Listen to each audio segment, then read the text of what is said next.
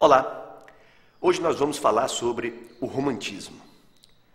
É importante você perceber que o romantismo inaugurará a chamada Era Nacional da Literatura Brasileira. Em 1822, nós nos tornamos independentes politicamente em relação a Portugal. E, como nós dissemos em outras aulas, a literatura é a história do homem contada com estilo. Logo, alguns anos depois, uma obra iniciará o romantismo, Suspiros Poéticos e Saudades, de Gonçalves de Magalhães. Observe o título, mais uma vez, Suspiros Poéticos e Saudades, desse que é considerado uma espécie de romântico arrependido. Nós vamos ter a poesia romântica extremamente importante, que inclusive alguns dividirão em 3 gerações. Vamos ter a prosa romântica, importantíssima. O ancestral da novela televisiva, os nossos chamados romances de folhetins. E vamos ter o teatro romântico. Não vou aqui deixar de frisar que Martins Pena será o nosso mais importante expoente. O romantismo é a estética da emoção. Vamos aqui lembrar uma belíssima frase de Mayakovsky, quando ele diz: a anatomia diz que o coração está do lado esquerdo do peito. Em mim ela enlouqueceu, pois eu sou todo o coração. E quando nós falamos em coração, claro, nós estamos falando em emoção. E uma característica importantíssima do romantismo é a supervalorização do sentimento, ou seja, um sentimentalismo exagerado. Nós vamos ter, a princípio, um sentimento humanista. O escritor romântico Gonçalves Dias, quando ele escreve Canção do Exílio, com a sua característica peculiar, que é a expressividade rítmica, ele vai nos brindar com esta, que é a considerada poesia mais parodiada, mais parafraseada da literatura brasileira. Ele diz: minha terra tem palmeiras. Observe a ideia de pertencimento. Percebam a visão subjetiva, unilateral. Ele diz: minha terra tem palmeiras, onde canta o sabiá. As aves que aqui gorjeiam, não gorjeiam como lá. Esse lá, o Brasil, ele está distante. E nessa distância, o que aperta é a saudade.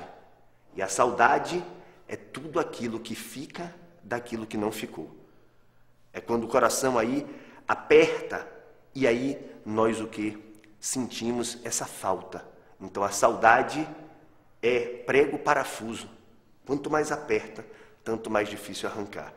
Então nós vamos perceber, ao lado de Gonçalves Dias, com a sua poesia nacionalista, a sua poesia indianista, já que na Europa eles buscaram o cavaleiro medieval. Nós não tivemos Idade Média aqui no Brasil. Então vamos buscar na figura do índio, ou seja, aquele representante do orgulho, da independência, da liberdade. Vamos exaltá-lo tanto na poesia quanto na prosa. Do grande escritor, por exemplo, José de Alencar, com a obra Iracema, o Birajara e também a grande obra, o Guarani. Nós vamos ter, ao lado de Gonçalves Dias e de Gonçalves de Magalhães, outros poetas que não vão expressar esse orgulho da brasilidade, mas sim poetas que serão chamados de byronianos, uma geração que vai beber a influência do Lord Byron, poeta libertino inglês. Esses poetas, Álvares de Azevedo, o chamado poeta da dúvida, morto com pouco mais de 21 anos. Álvares de Azevedo, companheiro de Casimiro de Abreu, o chamado poeta da saudade. Ó, que saudade que tenho da aurora da minha vida, da minha infância querida, que os anos não trazem mais. Perceba que o presente é angustiante.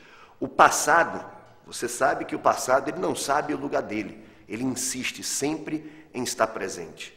Então aqui, o passado é uma infância bonita, é uma infância alegre. Casimiro de Abreu, Álvares de Azevedo, Junqueira Freire, que vai ser o autor de fantásticas obras como Inspirações do Claustro e também Contradições Poéticas.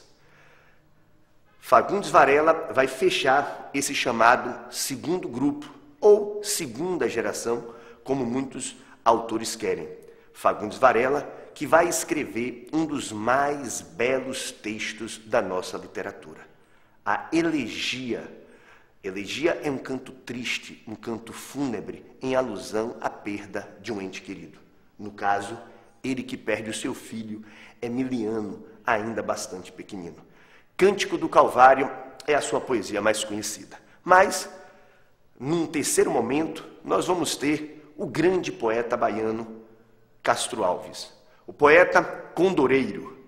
O condor, aquela ave que chega a alturas assim inimagináveis. E lá em cima, naquela amplidão, tem aquela vasta visão, aquela liberdade. Castro Alves que é o poeta da liberdade. Castro Alves que vai chorar em versos a dor daqueles escravos.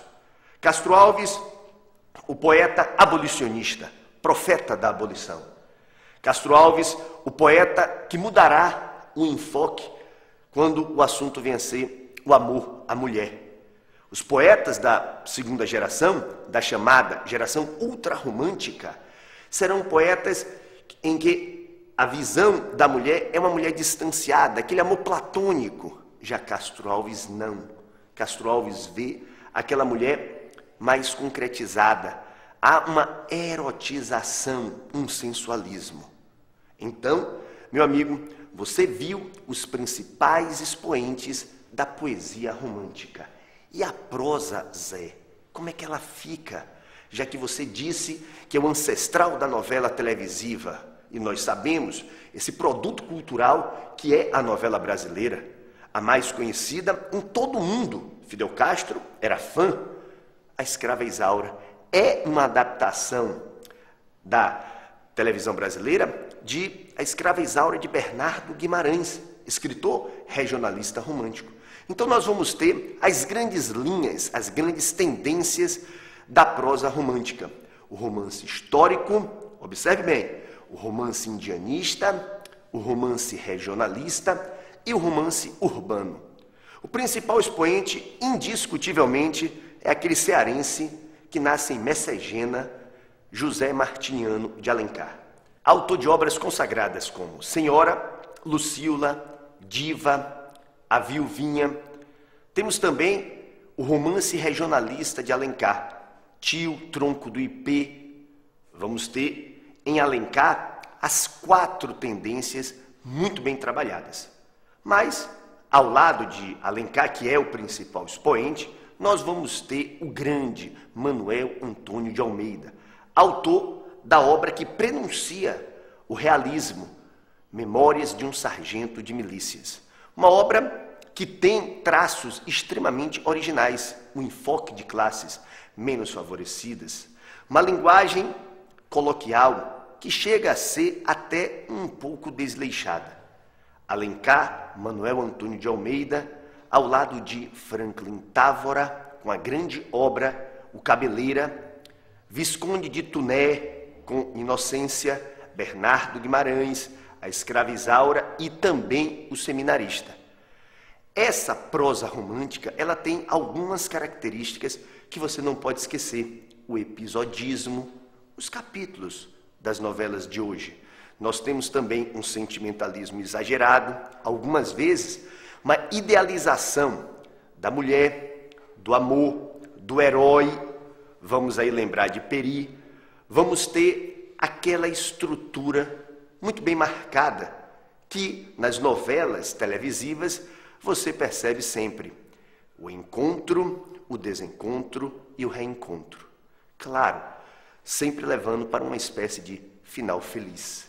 Um final feliz, um happy end, que fará a típica célula-mãe de uma sociedade que se quer burguesa, a família.